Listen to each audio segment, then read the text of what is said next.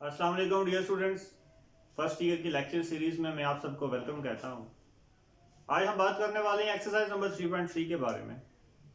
जी, आप इनसे काफ़ी स्टूडेंट्स ही सोच रहे होंगे कि सर ने तो एक्सरसाइज नंबर 3.2 स्किप कर दिया। बेटा, एक्सरसाइज नंबर 3.2 वही एक्सरसाइज है जो आप 9th क्लास में बहुत ही अच्छे तरीके से करके आए हैं। वही इन्वर्स प्रॉपर्टी आपने उसके अंदर इस्तेमाल करनी है जो आपने इन्वर्स मेथड उसके ऊपर अप्लाई किया था। और उसमें जो मेथडोलॉजी इस्तेमाल हुई है वो इक्वल मैट्रिक्स वाली है जो मैंने आपको 3.1 एक्सरसाइज में समझा दी है। तो आप कोशिश करें वो एक्सरसाइज करने की। अगर आपसे वो एक्सरसाइज नहीं होती तो आप मुझे ज़रूर बताएं, फिर मैं उसके ऊपर भी एक लेक्चर बना दूंगा। तो आज हम मूव करेंगे एक्सरसाइज नंबर 3.3 की तरफ। लेकिन एक्सरसाइज नंबर 3.3 की तरफ जाने से पहले हमें डिटर्मिनेंट्स की प्रॉपर्टीज के बारे में पता होना चाहिए। एक्सरसाइज नंबर 3.1 और 3.2 ये मैट्रिक्स के बारे में है और एक्सरसाइज नंबर 3.3 ये टोटली डिटर्मिनेंट्स के बारे में है। और पेपर पॉइंट ऑफ व्यू से ये एक बहुत ही इंपॉर्टेंट एक्सरसाइज है जिसमें से कम से कम भी आपके पास दो से तीन शॉर्ट क्वेश्चन जरूर आते हैं। तो इसलिए ये एक्सरसाइज बहुत ही इंपॉर्टेंट है। तो इस एक्सरसाइज को शुरू करने से पहले मैं आपसे डिस्कस करूंगा डिटर्मिनेंट्स की कुछ प्रॉपर्टीज को एंड देन हम एक्सरसाइज नंबर 3.1 की तरफ मूव करेंगे, सॉरी 3.3 की तरफ मूव करेंगे।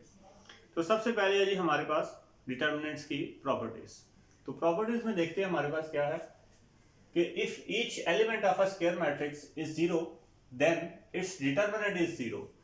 वो कह रहा है कि अगर स्क्वायर मैट्रिक्स का हर एलिमेंट जीरो होगा तो जो हमारे पास डिटर्मिनेंट आएगा वो भी क्या आएगा, जीरो आएगा। मिसाल के तौर पे वो आपको ये बात कह रहा है कि अगर हर एलिमेंट जीरो होगा, zero zero zero zero zero zero zero zero zero, तो इस तरह का जो भी डिटर्मिनेंट होगा जिसका हर एलिमेंट अगर आपके पास क्या आने वाला है, जीरो आने वाला है, तो वो आपके पास क्या हो जाएगा जी, वो आपके पास आ जाएगा जीरो आ जाएगा।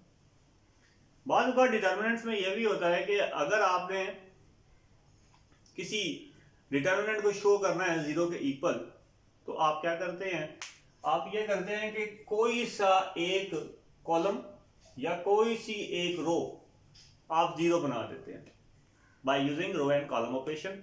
रो और कॉलम ऑपरेशन के बारे में हम एक्सरसाइज में बड़ी डिटेल से बात करेंगे। तो यहाँ पे आपको मैं एक कॉन्सेप्ट दे रहा हूँ कि अगर आपके पास कोई ऐसा क्वेश्चन आता है जिसमें वो आपको ये कहता है कि आपने ये गिवन डिटर्मिनेंट को शो करना है जीरो के इक्वल, तो वहां आप क्या करेंगे कि कोई से जो आपके पास गिवन मैट्रिक्स गिवन डिटर्मिनेंट होगा उसकी कोई सी एक रो या कोई सा कॉलम, सॉरी कोई सा एक कॉलम या कोई सी एक रो आप क्या बना देंगे, जीरो बना देंगे। और जीरो बनाने के बाद आपके पास हमेशा उसका रिजल्ट जीरो ही आएगा। तो आई होप कि आपको फर्स्ट प्रॉपर्टी समझ आ गई होगी। नेक्स्ट प्रॉपर्टी है कि इफ एनी टू रोज और column of a square matrix are interchanged then the sign of value of determinant is changed.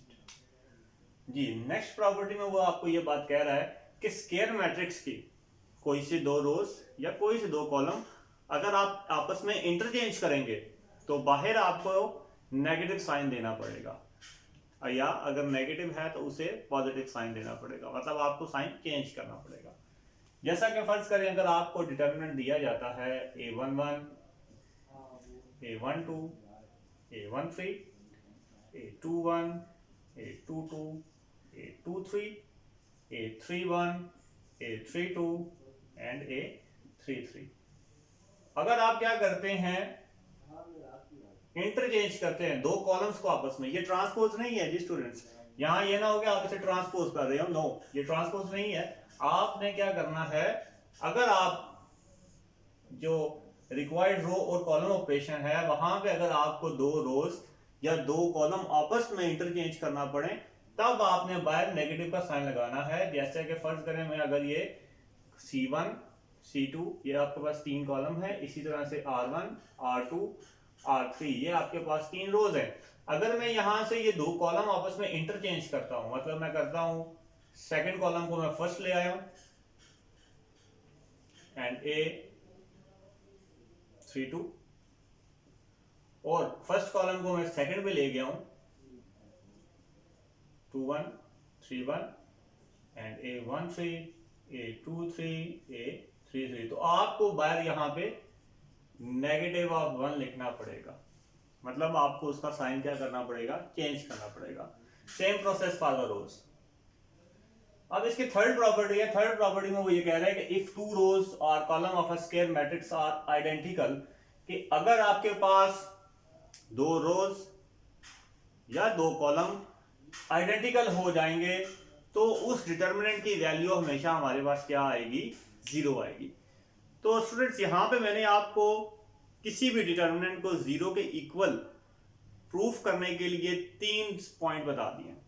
पहला पॉइंट यह है कि क्या या तो आप क्या करें, तमाम के तमाम एलिमेंट्स आप क्या बना दें, 0 बना दें, तभी आपके पास रिजल्ट क्या आएगा, 0 आएगा।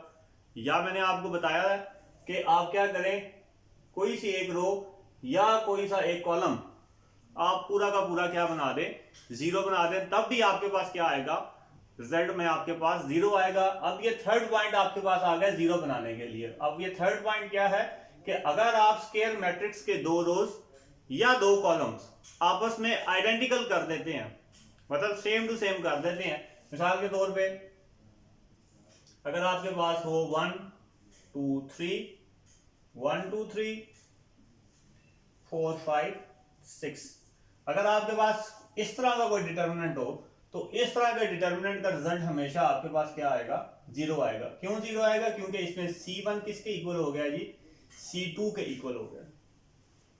नेक्स्ट बात करते हैं, आगे वो कह रहा है कि if each element of a row और column is multiplied by a non scalar k, then the determinant of this matrix is k times of original matrix. यहां पे वो ये बात कह रहा है कि अगर डिटर्मिनेंट के रो और कॉलम में हर एलिमेंट को आप किसी नॉन स्केलर k के साथ मल्टीप्लाई करते हैं तो जो उसका रिजल्ट आएगा वो k टाइम्स ओरिजिनल मैट्रिक्स आएगा। मतलब आप k क्या ले सकते हैं, उस सब में कॉमन ले सकते हैं और वो ओरिजिनल मैट्रिक्स के साथ मल्टीप्लाई हो जाएगा। इसकी नेक्स्ट प्रॉपर्टी है कि if each element in a row और column of a determinant is the sum of two terms, then the determinant can be written as the sum of two determinants. यह भी एक बहुत इंपॉर्टेंट प्रॉपर्टी है। तो इसको समझने के लिए मैं आपको एग्जांपल यहाँ पे देखता हूँ कि अगर आपके पास वो ये बात कह रहा है कि अगर आपके पास कोई डिटर्मिनेंट इस तरह से हो कि उसकी रो या कॉलम में element as a sum of two terms लिखा हो तो आप उसे ब्रेक करके लिखेंगे कुछ इस तरह से। अगर आपके पास हो A11, A13, A21, 22, 23 and A31, A32, A33। अगर आपके पास क्या हो गया, किसी रो में या किसी कॉलम में आपके पास टर्म्स जो है एज अ मल्टीपल ऑफ 2 लिखी हो,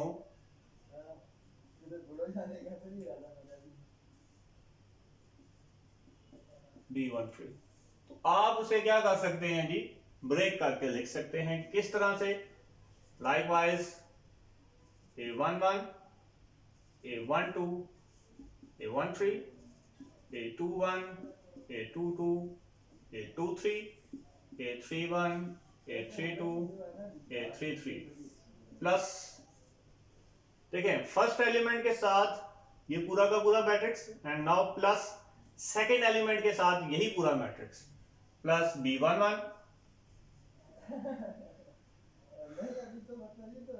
B12, B13 and A21, A22, A23, A31, A32, A33।